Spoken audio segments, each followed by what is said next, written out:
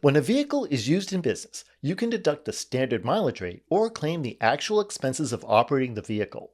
What you choose depends on how the vehicle is used, your level of record-keeping ability, and of course, what will result in the lower tax liability. I'm the Tax Geek, and here is how and when you should claim actual vehicle operating expenses. Oversimplified.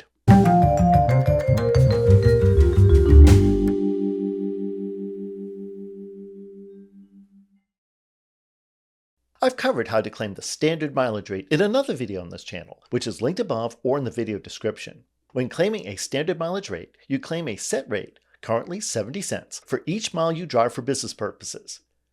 Here are the cases where claiming the standard mileage rate works best. If the miles you drive for business constitute fewer than 50% of the total miles you drive in a year, the vehicle is inexpensive and economical to run. Taking the standard mileage rate also works if you don't want the hassle of keeping track of fuel and other vehicle expense receipts. However, you must keep an accurate log of business miles driven. And lastly, you don't want to keep track of vehicle depreciation. Vehicle expenses, for the purpose of this video, means expenses related to driving an ordinary passenger car or SUV.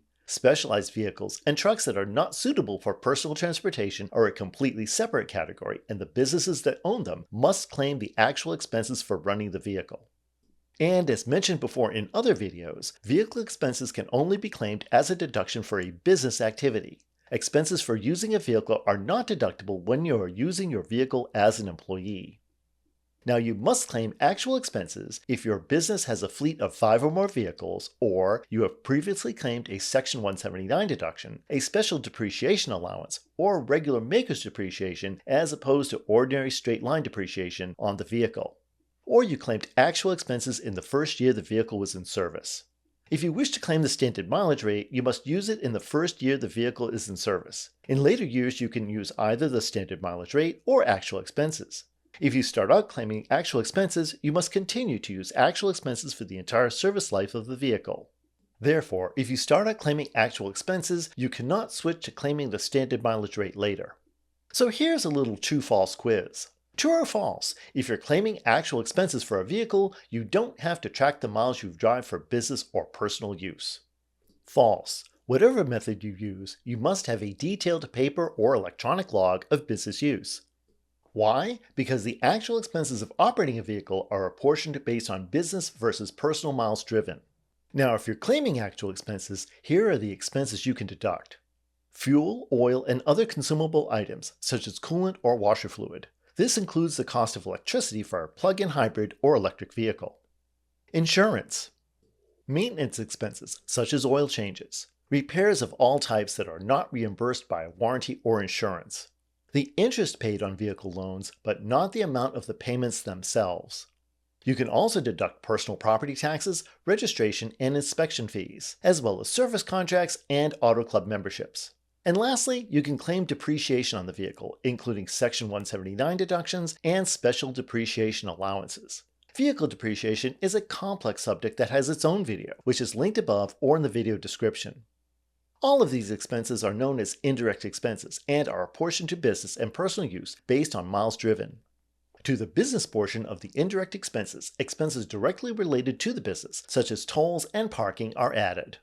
You cannot deduct parking tickets and citations for speeding or otherwise breaking motor vehicle law. Let's see how claiming actual expenses works for this business person.